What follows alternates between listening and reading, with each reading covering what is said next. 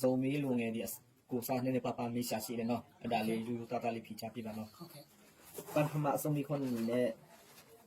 ဘိုလေးစီနဲ့တပ်ခွေတဲ့တော့ဝင်ရောက်ဒီခုနေလာမတ်နေလိုက်ကြလောက်ပေါ့ အဲ့တော့ကျွန်တော်လည်းတိတိကျကျတော့မဟုတ်ဘူးပေါ့နော် ဘယ်ခုနေတော့ဝင်နေ တော့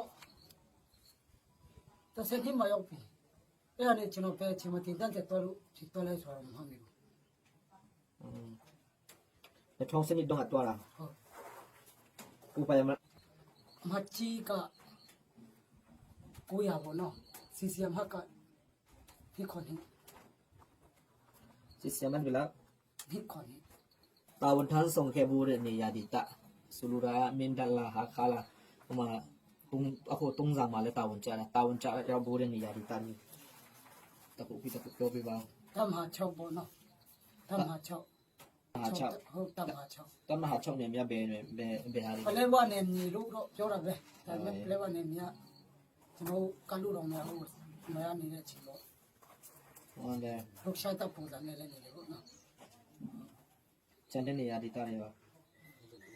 ကချင်ဖက်လဲရောက်တယ်ရှမ်းဖက်လဲရောက်တယ်ဂျန်နဲ့ဌာနချုပ်မှာပဲအများထက် กะชิน ရှမ်း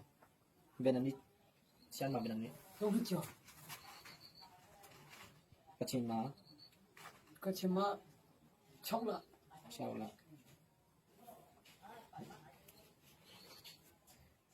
ตุงซังมา 30万နှစ်ပတ်မဟုတ်တပတ်မပြီးဘူး ရောက်လာတပတ်မပြည့်ဘူး ရောက်တာတော့တပတ်ပြီးတယ်30万နေတာတပတ်လောက်ပဲရှိမှာ ဆောင်မလာခင်ပြန်မနေတာ ဌာနချုပ်မှာ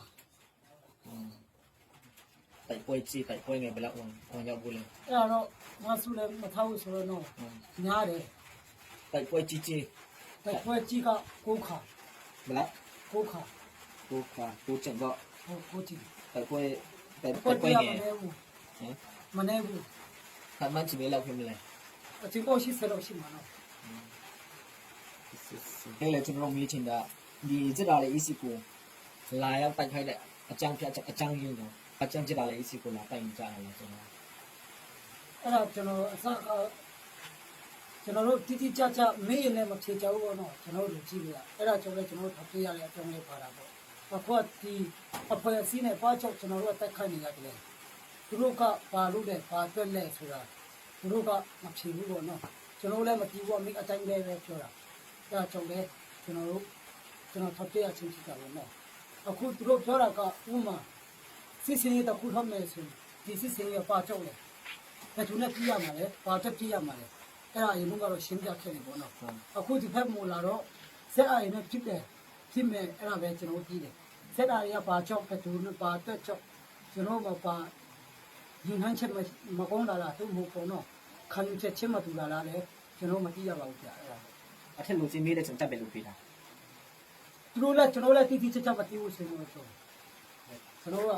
တုံးဘောအထက်နဲ့စကားပြောလို့မရဘူးပေါ့နော်အဲ့လိုပဲကျွန်တော်လည်းဆိုဟုတ်ဆက်ကြတယ် တုံးဆောင်လာတော့အထက်လူကြည့်တာဘာလို့ဖို့ တုံးဆန်လာတော့ကဆိုတာထနေနေရတိတိကျကျတော့မပြောဘူးနော်အစမှလာတဲ့အချိန်မှာတော့စစ်ကူဆိုမှပြောတယ်အဲ့ဒီစစ်ကူကလည်းကျွန်တော်တို့ကအဲ့လမ်းကြောင်းအဲ့ထောက်ပူလမ်းကြောင်းတွေပေါ့နော်ဟုတ်လားအဲ့လမ်းကြောင်းကိုကျွန်တော်တို့ကထိဖို့တင်လာနေတာ လာတော့ဌာန6ကနေဘယ်လမ်းကိုတုံးတော့ဘယ်ကြီးရောဘယ်လမ်းကိုဖက်ဘရောဒီတုံးဆောင်ကိုရောက်လာတာလဲနည်းနည်းရှင်းပြပါ ကျွန်တော်တို့ဒီ7နိုင်လုံးမှာနေတဲ့7နိုင်လုံးမှာသူတို့ခိုင်းတယ်ကျွန်တော်ထွက်လာတယ်အဲ့ရွာကျွန်တော်တီးတာချစ်ချောင်းတီးရတော့နော်အဲ့ချစ်ချောင်းကနေအောက်လန်းဆိုတဲ့ဟာနဲ့လာတယ်ကျွန်တော်တို့အဲ့ရနေ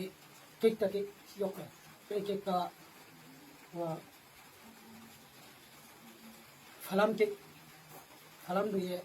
မ်စီတဲ့ကိတ်ရောက်တယ်အဲ့ရနေတော့ကျွန်တော်ရွာတရားရောက်တယ်ရွာ3-5ရွာချတယ်အဲ့ပြီးမှကျွန်တော်တို့ရီဆိုတဲ့ရီမျိုးကိုဆိုတဲ့ရီကိုရောက်တယ်အဲ့ဒီမှာလည်းညမမနာကိုကျွန်တော်တော့မှစိုက်ပြီးမှခဏနာတယ်စိုက်ပြီးမှကျွန်တော်တိုက်ရိုက်လာတယ်အဲတုံးစာကြီးပေါ့နော်ဟုတ် ဒီဆိုတဲ့ဟာတိုင်ဝမ်ဖက်တာလားဒါမှမဟုတ် တရားဝင်ဖြတ်တာဟုတ်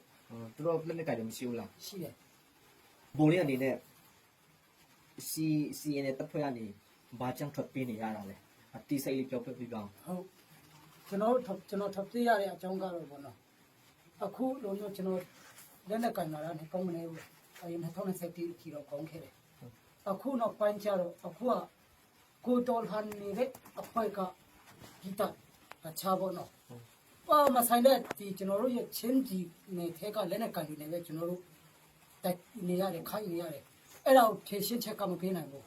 ပြီးရင်ကျွန်တော်တို့မိသားစုအရေးပေါ်အခြေအနေတွေမှာဘာမှခွန်နဲ့မပေးနိုင်ကြလို့မပေးတယ်လို့တော့ခွန်နဲ့မပေးဘူးဟိုကကျွန်တော်တို့ကျွန်တော်တရေးရှင်ရေးကိစ္စတွေမှာလည်းသူတို့ကမဆိုင်တယ်လို့မတိတယ်လို့ပေါ့နော်ဒီခဲတော့မှသူတို့မလုပ်ပေးဘူးပေါ့အဲ့ဒီကိစ္စတွေလည်းပါတယ်ပြီးရင်လည်းသူတို့ကမျက်နှာလိုက်လုံးတယ်အဲ့ဒါကြောင့်လည်းကျွန်တော်ဒီတက်ခါနဲ့တော့တရားချင်းချင်းချုပ်ဖြစ်တယ်ဟုတ် မျက်နှာလိုက်လုံးတယ်ဆိုတာဘယ်လိုဟုတ်လဲ မျက်နှာလိုက်လုံးတယ်ဆိုတာကဥပမာကျွန်တော်အဖွားနေမကောင်းဘူးအမေဆုံးသွားတယ်ဥပမာဖြစ်တယ်အခုဒေါသမှနေတဲ့သူရဲဘော်တချို့ရဲ့အဖေတွေဆုံးသွားတဲ့သူလည်းရှိတယ်ကျွန်တော်သိရတယ်လို့ပေါ့နော်အဲ့ဒါတွေကိုတော့မှသူတို့ကဖုံးကမပေးပြန်ဘူးကိုအမလည်းထားလို့ကိုညီမလည်းထားလို့တလားဟဲ့လားခွန်ပေးတဲ့သူတွေရှိသေးတယ်အဲ့လိုမျိုးဆိုရင်တော့ကျွန်တော်တို့တိတ်အစီမပြေဘူးပေါ့နော်ကျွန်တော်လည်းတွေးနေအတွေးနဲ့အတန်းနဲ့ပြင်စဉ်းစားညာရှိရတယ်အမှားနဲ့အမှားဆိုတော့ခွဲခြားတတ်တယ်အဲ့ဒါကြောင့်လည်းကျွန်တော်တို့ထုတ်ပြတယ်ပြင်ဒီလိုမျိုးအဖွဲ့အစည်းတွေနဲ့လည်းကျွန်တော်လက်နဲ့ကန်ဆိုတာတဲ့ဟိုပမာစစ်သားတွေနဲ့ကျွန်တော်တော်ဟန်နေတယ်ဒီခါနေတယ်ဆိုတော့ကျွန်တော်ထုတ်ပြစရာအကြောင်းမရှိဘူးအတေခါတကုံပြလို့ရတယ်အခုကပါမအညွှန်းမရှိတဲ့ကျွန်တော်တို့အချင်းချင်းဟိုဘက်အဖက်ကိုရန်သွားစားလိုက်ဒီဖက်အဖက်ကိုရန်သွားစားလိုက်နေဆိုတော့ကျွန်တော်မနေချင်တော့ဘူးပေါ့နော်အဲဒါကြောင့်လည်းကျွန်တော်ထုတ်ပြပါထုတ်ပြချင်တယ် အခုစီနေတဲ့တပ်ပွင့်ခဲမှာအခုကောင်းရခဲ့ဖတ်ပြီးချင်တဲ့လူများရှိသလား ရှိတာပေါ့အခွန်ကောင်းအခွန်ရေးတဲ့နဲ့ပြည့်ချလိုက်ထုတ်ပြချင်တဲ့ကောင်တွေထဲပဲဘာလို့လဲဆိုသူတို့ကလည်းနားလေလာပြီလေသူတို့ကအခုတော်ဟန်ကြီးကာလာမဝန်လာတဲ့သူတွေဦးဟောက်တမတွေပညာရှိတွေအခုကဝန်လာတဲ့သူတွေကတီဟာလို့အင်ဟာလာမန္လာအခုလုံးခွဲချတတ်တယ်သူတို့ကအဲ့လိုလူတွေထုတ်ပြချင်ကြတာပေါ့ဟိုကျွန်တော်တကယ်ချင်းတွေဆိုရင်ချင်းတွေဆိုတာအရင်ကတကယ်ချင်းတွေပေါ့နော်သူတို့ဝန်လာတဲ့တလားထလာပဲစစ်တမ်းမနေတဲ့ခါရပြန်တော့တယ်ဟုတ်လေအဲ့အစောဒေလီဖက်ဘလို့ပါလို့အဲ့ပါလို့ထောက်ပြတယ်ဆိုနေလဲဦးနောက်ရှိတာပဲနေဟာနေစဉ်းစားကျွန်တော်ကလာပါလို့မခေါ်ဘူးသွားပါလို့မပြောဘူးမခေါ်ဘူးသွားပါလို့လည်းမပြောဘူးနော်နေဦးနောက်နဲ့ဆုံးဖြတ်ဒီအဖက်ကမှန်တာမှားလားဆိုတာကိုဟာနဲ့ကိုတွေ့ကျွန်တော်အဲ့ဆိုပြန်တော့ပါလို့လည်းပညာတင်နေသူ့မော်လို့လုပ်ကြတယ်ပေါ့နော်အဲ့လိုမျိုးတကယ်ချင်းတွေလည်းအများကြီးပေါ့ဒီနေ့ဒီမှာခွန်ရရရင်တော့ထောက်ပြမဲ့သူတွေလည်းအများကြီးရှိတယ်ပေါ့နော်ကျွန်တော်ရဲပေါ်လည်းဖြစ်ဖြစ်ကျွန်တော်ရဲ့အရာရှိတချို့လည်းပဲဖြစ်ဖြစ်စိတ်ကုံလာကြတယ်ပေါ့တစ်ဖြစ်ဖြစ်နဲ့ တဲ့အနေနဲ့အခုချစ်လာတဲ့အစီကိုဘယ်လိုမြန်လဲကိုအမြင်ကိုအတိစိတ်လေးပြောပြပါလား ဟုတ်အခုကျွန်တော်ရတဲ့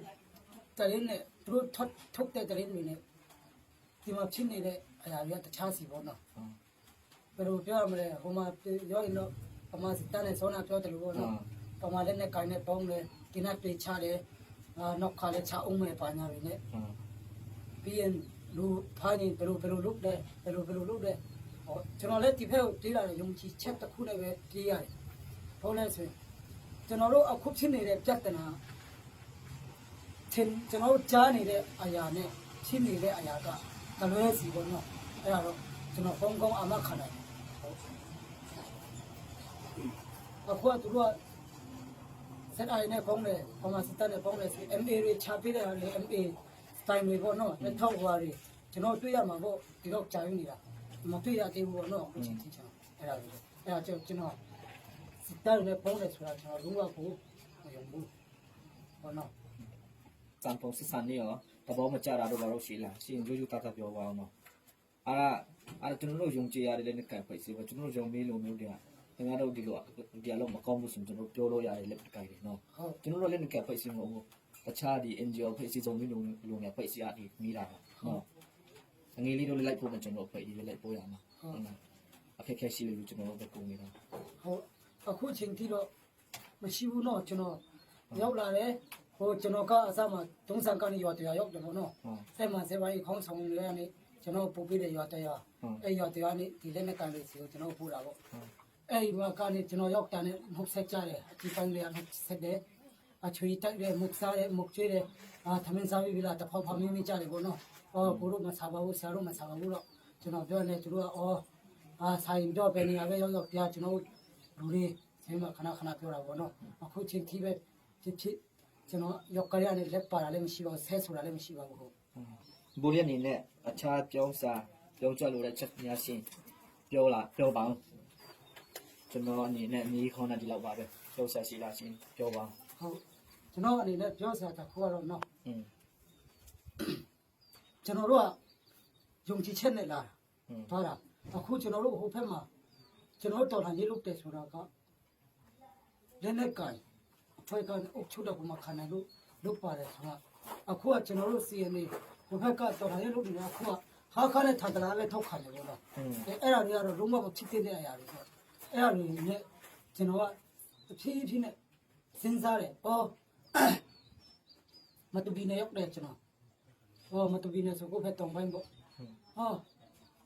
ရှင်းတော့မှလာမပို့ချဘူးပါမလာမပို့ပါပြောပဲဝါစီဘောစီပဲသူကဆဲရဆိုတယ်ပေါ့နော်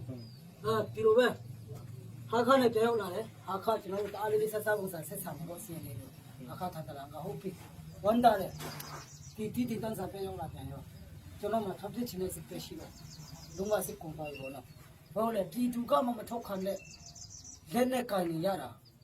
ဘာကြောက်ဘာထူးမလဲကျွန်တော်တို့မလို့ချင်တဲ့လက်နဲ့ကန်မလို့ချင်လို့တော်လာတာကျွန်တော်တို့လည်းမထောက်ခံဘူးဆိုရင်ဘာထူးမလဲပေါ့နော်အဲ့ဒါကိုကျွန်တော်နောက်မှကြံခဲ့တဲ့ကျွန်တော်ရဲဘော်တွေပဲဖြစ်ကျွန်တော်ဆရာသမားတွေပဲဖြစ်တိစေချင်တယ်နေစေချင်တယ်ပေါ့နော်ကျွန်တော်ဒီလောက်ပြောချင်တယ်ပြောပါမယ်